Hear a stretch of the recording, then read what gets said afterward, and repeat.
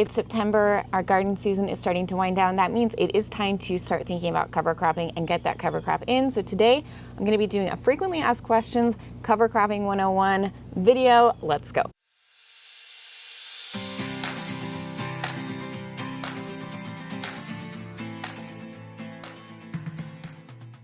Cover cropping can be really intimidating for a lot of people, and I get why. It's because when we think about cover cropping, we usually think about agriculture and big scale. So we sometimes tend to think, well, why should I be doing this in my home garden? This seems like it's more just for farms. It's not. Cover cropping is for soil, period. So if you have soil, cover cropping is beneficial for you. Now, all that to say, that doesn't mean it's necessarily second nature or intuitive. It's not. So hopefully today's video will give you a good jumping off point. And if you want more in-depth information, you can sign up for our cover crop course. It's on sale just this week. So if you want to take the full cover crop course that includes the guide to all the different cover crop seeds that I recommend and all of the timing details, I'll put that link below. But for today, I'm going to go over frequently asked questions, and then we're going to go ahead and do some cover cropping. So I'm going to show you what it looks like. The number one question that I get about cover cropping is, what do I use for a cover crop? So there are lots of different options. Like I mentioned in our cover crop course, I go through the ones that I most frequently recommend. They can range from, we have grasses, we have legumes, we have forbs, there's all kinds of different cover crops, and it kind of depends on what the goals are. So we can get really in the weeds in matching the cover crop seed to what our goals are. So goals can be things like weed prevention, it can be nitrogen fixation, so literally taking nitrogen from the atmosphere and putting it down into our soil, which of course saves us costs on fertilizing our garden. It can be bringing biodiversity, it can be reducing erosion, it can be keeping nutrients in the soils. So if we had added nitrogen to our garden, for example, in the form of maybe aged manure, and we don't want that to leach out over the winter, we could use a cover crop that is going to store that nitrogen in the soil instead of it leaching out throughout the winter with things like rain and runoff and snowmelt. So again, it kind of depends on your goals. In our course, we go over more of all of those. But for today, I'm going to give you my kind of one that I recommend for beginner cover croppers. Because if we start using things like rye to cover crop, for example, rye is a really difficult one to terminate. So we're going to get into termination here a little bit toward the end. Again, the course goes more in depth into this, but when we're thinking about what we're going to plant, we have to remember that we're going to have to kill this cover crop. We don't want it to set seed, because once it sets seeds, it becomes a crop and not a cover crop. So the difference with a cover crop versus a crop. So for example, if we're growing beans, yes, beans and legumes fixate nitrogen. So sometimes people will say, okay, I'm going to plant some beans next to my tomatoes and therefore they're going to get the nitrogen from the beans. No, the beans don't just fixate nitrogen for the benefit of the plants around them. Beans fixate nitrogen for their own production. So they'll take that nitrogen from the atmosphere, put it down into their roots, and then they use that nitrogen to create beans. So we want to stop that production, which is why we terminate our cover crop before they set seed. That's usually right about at flowering stage. So here in the fall, we have a couple of options. Usually for me, my first frost date is going to be mid-October. Now, that's kind of fluctuating a little bit. It's been a little bit later. Recently, I think our first frost date wasn't actually until November last year. So right now it's September 4th. I could have 2 full months of growth before I get a frost. So I might need to terminate my cover crop, but there is also a chance that if we get an early frost, this cover crop, some of it will frost terminate. So again, termination just means how we're going to kill the cover crop. There's different ways we can do that. We could use a tarp, we could use a crimper, which is where we just kind of smash it down. We could use cutting, we could use tillage if you wanted to, but all of these methods need to be done at the proper time. So again, in our course, we have a guide to different crops and their termination methods. It's just too much to go into in one YouTube video, guys. So going back to my rye example, if we were to use rye as a beginner cover cropper, it would overwinter in my zone, which means I would sow it now, it would germinate and start growing, and then it would kind of go dormant over the winter, and in the spring it would start regrowing, which isn't that big of a deal. That also happens with other cover crops that I use, like turnips sometimes will overwinter, radish will overwinter, peas overwintered for me this last year and started regrowing in the spring. But those ones are all a little bit easier to terminate. Rye, on the other hand, is a grass and very difficult to terminate. So cutting won't terminate it. Crimping won't terminate it. It doesn't winter kill. And so that's one that is going to be a little bit more difficult to terminate. We can run into a problem if we use things like rye. So all of that to say, I don't want to freak you out. I don't want to intimidate you. I'm going to give you the cover crop that I usually recommend for beginners because it's easy to terminate. And if you aren't able to terminate it, it's not going to get away from you and become very, very weedy or a mess like hairy vetch, which I love using hairy vetch as a nitrogen fixer, and it's a really good weed suppressant, but it can also be potentially invasive. And if it starts to set seed and gets away from you, it can be a real mess. So all that to say, if you're panicking and freaking out right now, oats and peas. Oats and peas, oats and peas, and peas and oats, oats and peas are easy, okay? Oats are really great at erosion control. They're fairly drought tolerant. They're not going to become a weedy mess. They are good at storing nitrogen in the soil over the winter. Oats and peas will germinate at cooler temperatures. In fact, peas will germinate down to freezing, so 32 degrees Fahrenheit, 0 Celsius. And they will also continue to grow. So I mentioned that the peas actually overwintered for me last winter. So I had to actually terminate them in the spring. So usually in my zone 5-6, they will winter kill once our ground freezes. This year our winter was just fairly mild and they did not die back. Now all that to say, usually oats and peas winter kill in my zone and I don't have to do anything. I'll just sow them in the fall and they die on their own over the winter. That wasn't the case this year. I had to cut back those peas in the spring. Again, not a big deal because they're not one that necessarily gets very weedy or to be a nuisance. So I'm going to start with my oats. Cover crop source, I love to use greencoverseed.com. If you don't have a local source near you, I also will often source from Arkansas Valley Seed just because that's here local to me and then I don't have to pay the shipping cost. If you have a feed store near you, you can see if they have oats because you're usually ordering like 5 or 10 pound bags of cover crop seed. You're not going to want to pay the shipping. So if you can find a local source, that's great. If not, greencoverseed.com is a great one. All right, I'm going to start with my oats. I'm going to mix this up, and the ratio that I usually do is about a 1-to-1 oats to peas. If you're trying to get a little bit more nitrogen fixation, which is what the peas are for, then you could do a 2-to-1 of peas to oats. So it's flexible. So you can see this is what the oat seeds look like. Now before I fully fill this, I'm going to add my inoculant.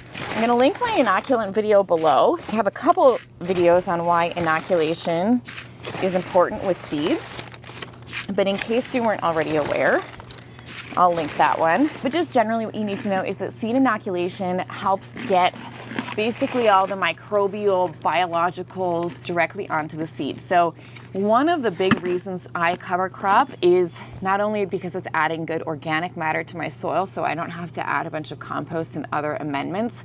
I have very heavy clay soil, so cover cropping makes it workable. So not only for the organic matter, but also because it's going to help facilitate the life of my soil. It's going to get all of those mycorrhiza, the fungi, the bacteria up and going, and it's going to build those populations so that I have to use less fertilizer because the soil life is going to be doing all the mineralization for me and using what's already present in the soil through all of this organic matter that we're adding. So we're building the organic matter and we're putting the soil life into the soil that's going to help mineralize that organic matter and turn it into the fertilizer that the plant needs. So it's basically an all-in-one. All right, so the first thing I'm going to do, this is actually from Advancing Eco Agriculture. This is called Seed Flare, and I love this product. We used it at our farm in Minnesota, and what it does is it speeds up germination. So this is really helpful in the fall just because we're trying to get things up and going before our first frost hits. So it's got basically a bunch of micronutrients, and I'm just going to use this to coat my seeds. You could also just use a little water mixed with some molasses. That would work as well.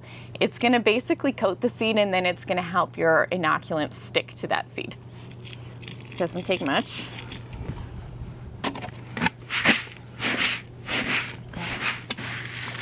So you can see they're just slightly damp. And then I'm going to use my inoculant. Now for things like oats, I can use mycorrhiza, I can use azospirillum. So I'm using this Advancing Eco Agriculture BioCoat Gold. This is one that I love to use for my market farm. If you're a home gardener, Bigfoot, also makes azospirillum. This is nitrogen fixing azospirillum, and they also have a mycorrhiza. So we can use both of these. So I'm going to use a mix. I'm just going to kind of throw the kitchen sink at this one because I want to show for everybody. So I'm going to start with a little bit of, here's our azospirillum. And then this helps with nitrogen fixation for non-legumes. So things like oats, versus for legumes, for nitrogen fixation, we want to add a rhizobia. Specific rhizobia is what we use for legumes. Again, I have a whole inoculant video if you're confused right now, and we also talked about this in the cover cropping course. But for now, you need to know is for legumes, you need a rhizobia. For non-legumes, you could use an azospirillum for nitrogen fixation. Now for both legumes and non-legumes, I'm also going to add mycorrhiza. So we'll just go ahead and toss some of that in. Yes, there's rates on here that you should really be measuring. I just usually eyeball it. Now I'm going to toss this all together. And so they're all going to be coated.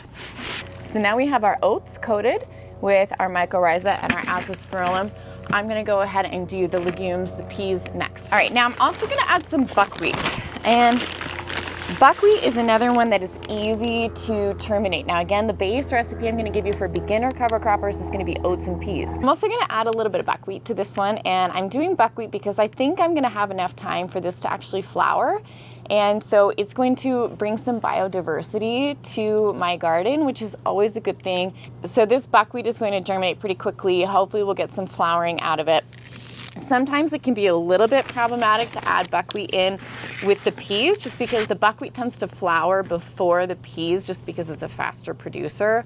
So if you're doing this in, for example, the spring, I don't know that I would necessarily add that buckwheat, just because you're going to want to terminate that buckwheat before it sets seed, and that's probably going to be before the peas are ready to terminate, if that makes sense. So when in doubt, just stick with my oats and peas, okay? But for me, I'm going to add a little bit of buckwheat in. All right, the other big question I always get is on timing.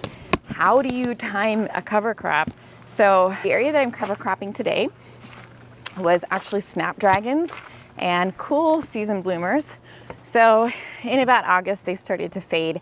I actually could have cut these down earlier and cover cropped, but I just didn't get to it.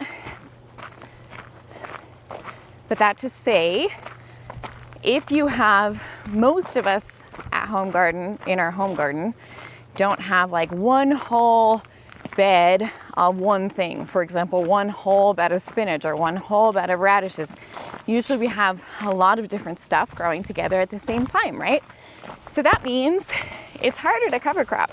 What I want you to be thinking of as I'm doing this is the fact that you could do this in sections. So while I'm going to be doing one whole row, you could of course think of doing this in little patches. So for example, you have a kale that is still producing, or you have a tomato that's still producing here in September into October, and you're going to keep it until frost. And so you can cover crop around that plant. You can kind of prune it up so that sun is getting down to the surface of the soil.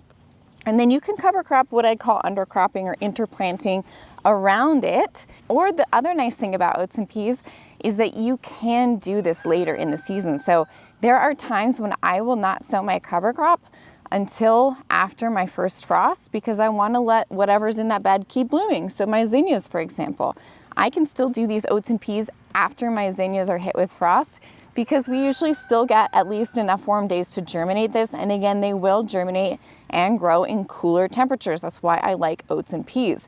Same thing for the early spring. They will germinate before our last frost. So even if I haven't gotten a cover crop in the fall, I can still do it very early spring, about 6 to 8 weeks before our average last frost. So for me, that's about mid-March. I can sow this cover crop. Even though we're still getting snow and freezing temperatures, it'll still germinate in those cold temps.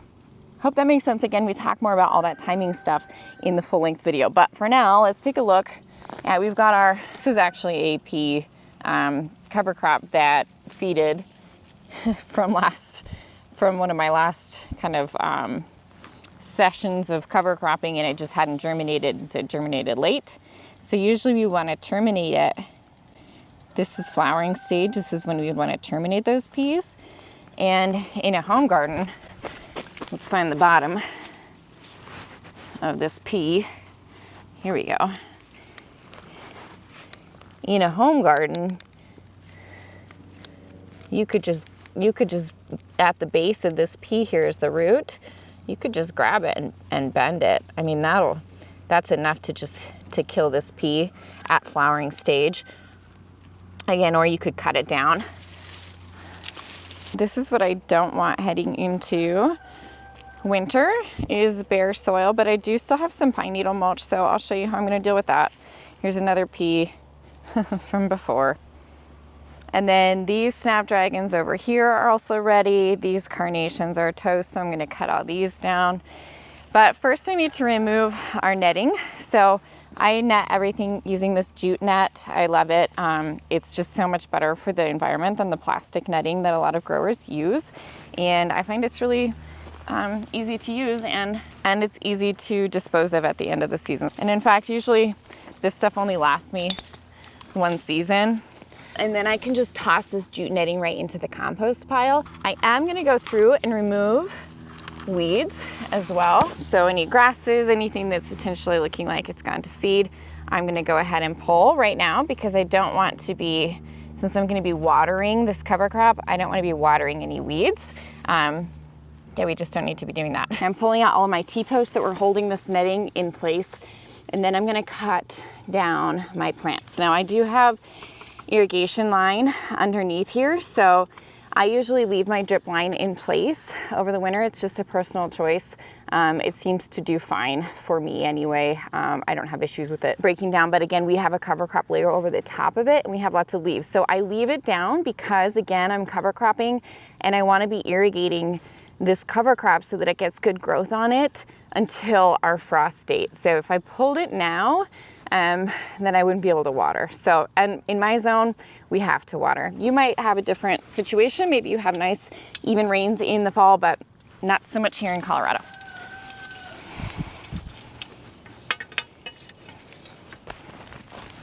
All right, now whenever possible, you want to try to leave as many roots in the ground as you can, because there's already lots of soil life in the rhizosphere, or that root area around your plants, in the roots underneath the ground. So if you pull that out, you're pulling out a lot of the food source for those microbes. So not as big of a deal when we're going to be putting in a cover crop. So if you have to pull out the roots, it's not the end of the world. But if you're just clearing out your garden at the end of the year for fall and you're not doing a cover crop, leave those roots in, because it's providing organic matter and it's feeding the underground soil biome. All right, I've got it all cleared off. So you can see now I've got a good seed bed. If we left too much mulch on there, it just would keep the seed from really getting down to the soil. So now I'm gonna go ahead and take my seed. Now there's two ways you can do this. If you're in an area where you get a lot of overhead rain, or you know you can overhead water this until it's established, you can just scatter sow it, rake it in. Or if you're in a climate like mine where it's dry, you can still do that, just know they probably won't all germinate.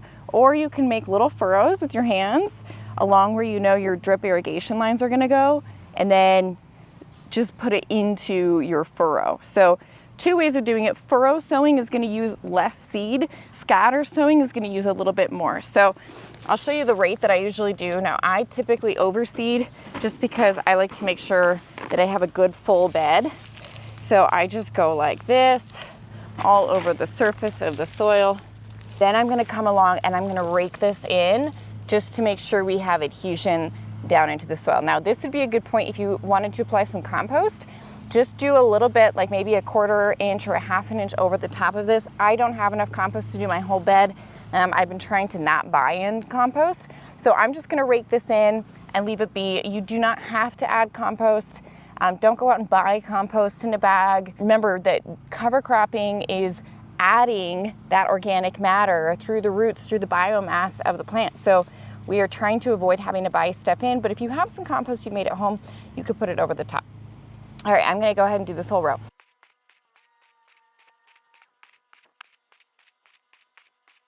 All right, now I'm going ahead and putting this mulch back on the surface of the soil, just lightly. That's just gonna help keep birds from eating it. It's also gonna help give it a little shade to help with germination. So because I'm not putting compost or soil over the top, that's just gonna help keep it a little bit moist. Now, if you didn't have any mulch, you could use fallen leaves. This is a great time of year to gather up some of those and use them. Okay, now I'm going to go ahead and replace my irrigation lines, and then I'm going to cover with a layer of burlap just until we get germination. That's just going to help keep my soil nice and moist while I'm trying to get these seeds germinated. Once I do get germination and they're about an inch or two tall, I'll just remove this burlap. All right, so now that I've got my cover crop seed down, I am going to keep it watered till it germinates. Now, if we get rain, that's great, but probably not. I'm gonna have to manually water it. Probably once a day, depending on the temperatures. Now, we still get warm temperatures here in September into October, so it's plenty warm to germinate. In fact, sometimes I worry that it's gonna be a little bit too warm for the peas to germinate. Sorry, I'm gonna have a little snack here. I've got some coffee, a little charcuterie board. I'm hungry after all that field work. So I am gonna need to keep it watered. And then even once it's growing, if we wanna get the best growth out of that cover crop, so we're trying to get as much biomass as we can above the soil level as possible before we go into the cold season. So I am gonna keep watering it just because that's gonna help it grow the fastest. Now again, I'm betting on that these oats and peas are going to winter terminate. That is, the cold temperatures will move in, the ground will freeze, they're gonna die off on their own, and in the spring I'll just plant right into the mulch layer that's left over. If that doesn't happen, I might have to cut down my peas, or I might have to crimp them down in the spring. We've shown that here before on the channel, different termination methods, but if you want all of this information in one, I'm gonna link that cover crop course with the sale code down below just for this week only. And yeah, I'm gonna eat. I am starving. And my neighbor's mowing, so it's a little loud. All right, I'll see you guys around here next time at the farm.